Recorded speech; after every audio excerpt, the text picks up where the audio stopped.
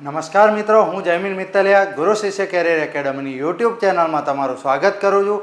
SSC CGL પોતાની notification સમય પ્રમાણે પોતાના કેલેન્ડર પ્રમાણે લઈને આવી ગઈ છે. હવે એસએસસીની તૈયારી કરતી વખતે સૌથી પહેલો પ્રશ્ન આપણો એ હોય છે કે આમાં ગુજરાતમાં પોસ્ટિંગ મને મળી રહેશે કે નહીં. તો એસએસસી અલગ અલગ ઘણા બધા કેન્દ્ર સરકારી ડિપાર્ટમેન્ટ માટે ભરતી કરે છે.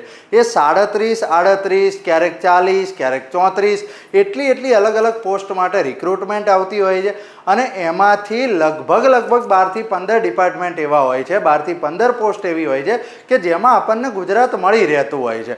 હવે રહી વાત કે કયા કયા ડિપાર્ટમેન્ટમાં, એ બધી ડિટેલ તમને ધીમે ધીમે મળતી રહેશે. હવે પહેલું કે ફોર્મ ક્યાંથી ભરવાનું, તો એસએસસીની હવે જે નવી વેબસાઇટ છે ssc.gov.in એના ઉપરથી તમે ફોર્મ ભરી શકશો. પહેલી જ લિંક આવે છે એસએસસી સીજીએલ નોટિફિકેશન. એના માટે ઇમ્પોર્ટન્ટ ડેટ્સ કઈ છે, તો 9 જૂનથી તમારા એ ફોર્મ ભરાવાના ચાલુ થવાના છે, જે 4 જુલાઈ સુધી ભરી શકશો. પણ જુલાઈ મહિનાના 4 તારીખ સુધી રાહ ના જોતા વહેલી તકે આ ફોર્મ ભરી દેજો, કારણ કે એસએસસીની વેબસાઇટ ઉપર પછીથી ઘણા બધા પ્રોબ્લેમ્સ આવવાના ચાલુ થઈ જતા હોય છે અને પછી આપણું લેટ થતું રહે. તો સૌથી વહેલી તકે ભરી દેજો. જો ફોર્મમાં કોઈ ભૂલ છે તો 9 થી 11 તારીખ દરમિયાન એની કરેક્શન લિંક ખુલશે, એમાં તમે કરેક્ટ કરી શકશો. હવે એની એક્ઝામ કેવી રીતે લેવાય એ હું તમને આગળ સમજાવું. પણ ટાયર 1ની જે એક્ઝામ છે એની ડેટ્સ અત્યારથી આપી દીધી છે 13 થી 30 ઓગસ્ટ, એટલે કે હવે 2 મહિના એક્ઝેક્ટ રહી ગયા છે, જે ક્વોલિફાઈંગ બેઝ રહેશે. અને એસએસસી જે કેલેન્ડર પ્રમાણે હોય છે મોસ્ટલી 90% કેસમાં એ જ ડેટ્સ પ્રમાણે ફોલો કરે છે. ટાયર 2ની મેન્સની અત્યારથી ડેટ આપી દીધી છે કે ડિસેમ્બર દરમિયાન એની એક્ઝામ્સ લેવાશે. હવે એની ટાયર 1ની એક્ઝામ પેટર્ન શું છે, તમારું સિલેક્શન કઈ રીતે થશે એ આપણે આગળ સમજીએ. પણ એની પહેલાં આ ડેટ શું છે, તમારી ક્વોલિફિકેશન કઈ રીતે ગણાશે.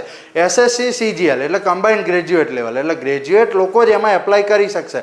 પણ એ કેવી રીતે એને કન્સિડર કરવામાં આવે છે કે એની એક ડેટ ફિક્સ આપેલી છે કે 1 ઓગસ્ટ 2025 એ દિવસે તમારી જે ક્વોલિફિકેશન હશે, તમારી જે એજ હશે એ કાઉન્ટ થશે. અત્યારે નોટિફિકેશન પ્રમાણે એની ડેટ કે રિઝલ્ટ કાઉન્ટ થતું નથી. તમે ફાઇનલ યરની એક્ઝામ આપી ચૂક્યા છો, તમારી પાસે જે રિઝલ્ટ આવશે, જે પાસિંગ રિઝલ્ટ, એ તમારે 1/8/25 પહેલાંનું જોશે. પછી તમારી જે એજ છે, એસએસસી સીજીએલમાં ગ્રુપ બી અને ગ્રુપ સીની અલગ અલગ પોસ્ટની રિક્રુટમેન્ટ થાય છે. અમુક પોસ્ટમાં 18 થી 27ની એજ લિમિટ છે, અમુક જે પોસ્ટ છે 18 થી 30ની એજ લિમિટ છે, કોઈમાં 20 થી 30, તો કોઈમાં 18 થી 32. એમ કરીને 18 થી 32 વર્ષની તમારી જે ઉંમર છે એ તમારો એજ લિમિટનો ક્રાઇટેરિયા છે. પણ એ પણ કેવી રીતે કાઉન્ટ થશે, તમારી આ જે એજ છે એ 1 ઓગસ્ટ 2025ના રોજ જે તમારી એજ થતી હશે એ તમારી કન્સિડર કરવામાં આવે છે. એના પછી હવે વેકેન્સી કેટલી એસએસસીમાં આવતી જાય છે. તો 2022 જેમાં સોનાનો સમય હતો કે 36,000 વેકેન્સી, બાકી એટલી વેકેન્સી આવતી નથી. 2023માં ઓછી હતી 8,400, 2024માં 18,200 અરાઉન્ડ હતી, અને 2025માં 14,500 પ્લસ જે અત્યારે ટેન્ટેટિવલી જાહેર કરેલી છે. પણ એસએસસીની ભરતી પૂરી થતાં લગભગ 10 થી 15% વધારો જોવા મળે છે. એટલે આ વેકેન્સી તમે ગણી લો કે તમારી એક્ઝામ પૂરી થાય ત્યાં સુધીમાં 16,000 થી 17,000ની રિક્રુટમેન્ટ આ રહ્યા તમારી થશે. હવે એમાં ગ્રુપ બીની કઈ પોસ્ટ હોય છે, દરેક પોસ્ટ વિશે ડિટેલ તમારે જાણવી હોય તો ડિસ્ક્રિપ્શન બોક્સમાં હું મારો નંબર મુકાવી દઈશ, એના ઉપર તમે ડાયરેક્ટ કોન્ટેક્ટ કરી શકો છો. પણ હવે આ જે એએસઓ કહેવાય એ આસિસ્ટન્ટ સેક્શન ઓફિસર, જે રીતે આપણે અહીંયા ડીવાયએસઓ કહીએ ને એ જ રીતે દિલ્હીમાં જે કેન્દ્ર સરકારની ઓફિસો છે, જે આપણી ગાંધીનગર ખાતે કાર્યરત હોય, એમ આ બધી ઓફિસો ઓનલી દિલ્હી ખાતે જે કાર્યરત છે એમાં આસિસ્ટન્ટ સેક્શન ઓફિસર હોય. ગ્રુપ બીમાં જેની સમાવેશ થાય એની એજ લિમિટ અહીંયા આપેલી છે. તો એ બધા એએસઓની રિક્રુટમેન્ટ એસએસસી સીજીએલ થ્રુ થાય છે. એમાં તમારું લાઈફ ટાઈમ પોસ્ટિંગ દિલ્હીમાં રહે. પણ મેઇનલી આપણા ગુજરાતી માટે જે પ્રિફરેબલ પોસ્ટ હોય છે એ તમારી આ બધી હોય છે કે ઇન્સ્પેક્ટર ઇન સીબીડીટી એટલે કે ઇન્કમટેક્સ ઇન્સ્પેક્ટર, પછી એક્સાઇઝ ઇન્સ્પેક્ટર છે, પછી પ્રિવેન્ટિવ ઓફિસર છે, પછી તમારા એક્ઝામિનરની પોસ્ટ છે. એક્ઝામિનર એટલે મેઇનલી તમારે દરિયા કિનારે જે કોઈ પણ આ 3 જે છે, એક્સાઇઝ ઇન્સ્પેક્ટર હોય કે પછી પ્રિવેન્ટિવ ઓફિસર હોય કે પછી એક્ઝામિનર, એ CBIC એ જ ડિપાર્ટમેન્ટમાં આવે. જે GST જેના અંડરમાં આવતું હોય, GSTનું જે ઇન્સ્પેક્શન થતું હોય એના જ આ ઇન્સ્પેક્ટરોની પોસ્ટ છે 3 આનું ફિક્સ દરિયા કિનારે પોસ્ટિંગ હોય છે, આનું ફિક્સ એરપોર્ટ ઉપર પોસ્ટિંગ રહેતું હોય છે. અને જે એક્સાઇઝ ઇન્સ્પેક્ટર છે એ પોતે ફિલ્ડમાં તો હોય જ છે, લેન્ડ પર પણ હોય છે, સાથે સાથે એમના અહીંયા પણ ડેપ્યુટેશન જોવા મળતા હોય છે. જે મેઇન પોસ્ટ આપણે ગુજરાતી માટે છે એ આ બધી હોય છે. એના સિવાય ED ડિપાર્ટમેન્ટ થઈ ગયું, CBI, IB એમાં પણ આપણા ગુજરાતમાં પોસ્ટિંગ રહેતા હોય છે. એના સિવાય વેરિયસ અલગ અલગ ડિપાર્ટમેન્ટમાં તમારા પોસ્ટિંગ અહીંયા રહેતા હોય છે. ડિવિઝનલ એકાઉન્ટન્ટ છે, પછી JSO છે, એની રિક્રુટમેન્ટ કેગ ડિપાર્ટમેન્ટની છે, એમાં તમને ગુજરાત મળી રહે. ઓફિસ સુપ્રિન્ટેન્ડન્ટ જે આ વખતે ઇન્ટ્રોડ્યુસ થઈ છે CBDTમાં, એની પોસ્ટિંગ તમારું ગુજરાતમાં મળી રહે. પછી જે છે એ આ બધી ગ્રુપ Cની પોસ્ટ છે. ગ્રુપ Cમાં તમારી જે અલગ અલગ પોસ્ટ ગણાય, જેમાં 2400થી લઈને 2800ના ગ્રેડ પેમાં તમારી રિક્રુટમેન્ટ થાય. એ બધા ડિપાર્ટમેન્ટની આમાં 37 ટોટલ આ વખતે ભરતી બહાર પાડવામાં આવી છે. હવે એની એક્ઝામ પેટર્નની વાત કરીએ તો એની ટાયર 1 જે છે એમાં 25 ક્વેશ્ચનના 4 ભાગ રહેશે. એમાં રિઝનિંગ, પછી જનરલ અવેરનેસ એટલે જનરલ સ્ટડીઝ જે આપણે GK કહીએ એ. પણ એમાં SSCનું વર્ષોથી મેઇન ફોકસ એના ઉપર રહ્યું છે. History, geography, economics, biology, chemistry, physics, current affairs, આ અને સામાન્ય જ્ઞાન જે આપણું કહીએ ભારતમાં પહેલું, ભારતમાં છેલ્લું, જે કોઈ પણ જનરલ નોલેજ, આટલું તમે કરીને જાઓ એટલે તમારા જનરલ સ્ટડીઝનો લગભગ 90% પોર્શન એમાંથી પૂછાતો રહેતો હોય છે. પછી ક્વોન્ટિટેટિવ એપ્ટિટ્યૂડ એટલે કે મેથ્સ. પણ હા, આમાં ઓનલી એરિથમેટિક મેથ્સ ઉપર ફોકસ નથી રહેતું. એરિથમેટિક મેથ્સનું વેઇટેજ SSC CGLમાં તમારું 50%થી 60% જ હોય છે. બાકીનું વેઇટેજ ટોટલ એડવાન્સ મેથ્સનું હોય છે. એડવાન્સ મેથ્સ છે ને કહેવાય તો એ તમારે એડવાન્સ મેથ્સમાં જીઓમેટ્રી એટલે કે ભૂમિતિ, પછી ટ્રિગ્નોમેટ્રી એટલે કે ત્રિકોણમિતિ, પછી મેન્સ્યુરેશન જે આપણે ક્ષેત્રફળ, ઘનફળ, 3D, 3 ડાયમેન્શન, 2 ડાયમેન્શન, એ બધા સમ્સ થઈ ગયા. અને એના સિવાય અલ્જેબ્રા એટલે કે બીજગણિત, એના ઉપર તમારું આમાં 50% વેઇટેજ રહેતું હોય છે. એટલે કે 12 થી 13 સવાલ એના અને 12 થી 13 સવાલ તમારા અંકગણિત એટલે કે એરિથમેટિકના રહેતા હોય છે. અને ઇંગ્લિશ કમ્પ્રિહેન્ઝન એટલે ખાલી કમ્પ્રિહેન્ઝન નહીં, પણ એમાં language, one word substitution, idiom phrase, આ બધાના 25 ક્વેશ્ચન. એમ કરીને 50 માર્ક્સના 4 પોર્શન, 200 માર્ક્સની તમારી આ એક્ઝામ રહેશે, જે ઓનલી ક્વોલિફાઈંગ બેઝ ઉપર રહેશે.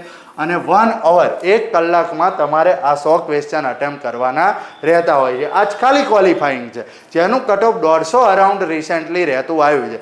હવે એ એક્ઝામ તમે ક્રેક કરી એટલે પછી તમારે ટાયર 2 જે ડિસેમ્બરમાં હાલ પૂરતી ટેન્ટેટિવલી તમારો મંથ એક્ઝામનો આપેલો છે. હવે એના પછી જે ટાયર 2 કન્ડક્ટ થાય છે, ટાયર 2માં કયા પોર્શન રહેતા હોય છે, તો એમાં એક સેક્શન 1, એમાં તમારે 1 કલાકનો સેક્શન 1 રહેશે. 1 કલાકના સેક્શન 1માં મેથ્સ અને રિઝનિંગના 30 ક્વેશ્ચન રહેશે.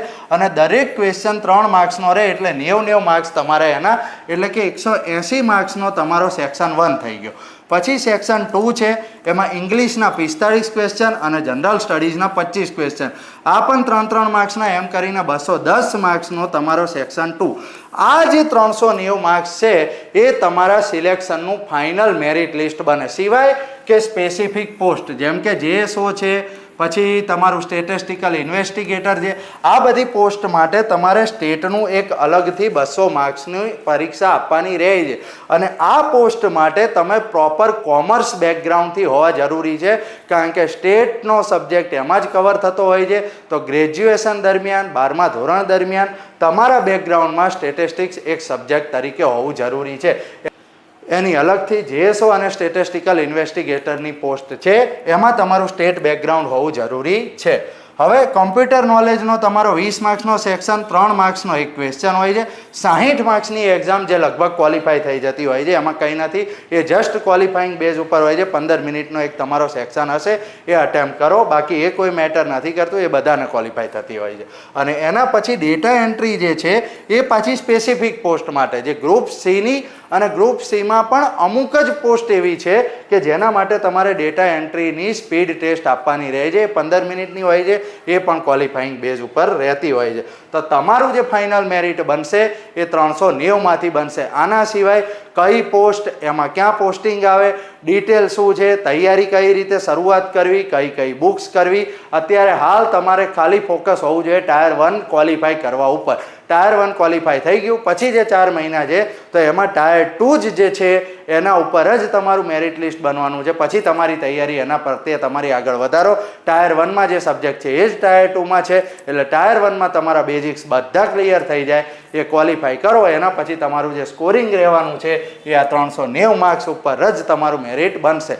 કોઈ પણ આના સિવાય તમારે માહિતી જોઈતી હોય, સ્ટાફ સિલેક્શનની અપકમિંગ એક્ઝામ, CHSL ક્યારે આવી રહી છે, MTS છે, GD છે, CPO છે, દરેક એક્ઝામમાં તમારી શું શું એલિજિબિલિટી ક્રાઇટેરિયા છે, આ પૈકીની કોઈ પણ તમારે PDF જોઈએ તો નીચેના નંબર ઉપર તમે ડાયરેક્ટ મેસેજ કરી શકો છો. ડિસ્ક્રિપ્શન બોક્સમાં અમારો નંબર રહેશે, એના ઉપર તમે મેસેજ કરો, તમને દરેક ઇન્ફોર્મેશન સમજાવવામાં આવશે. ડાયરેક્ટ કોલ પણ કરી શકો છો, કોલમાં હું અવેલેબલ હોઈશ ત્યારે તમને સમય આપીને સામેથી કોલ આવી જશે.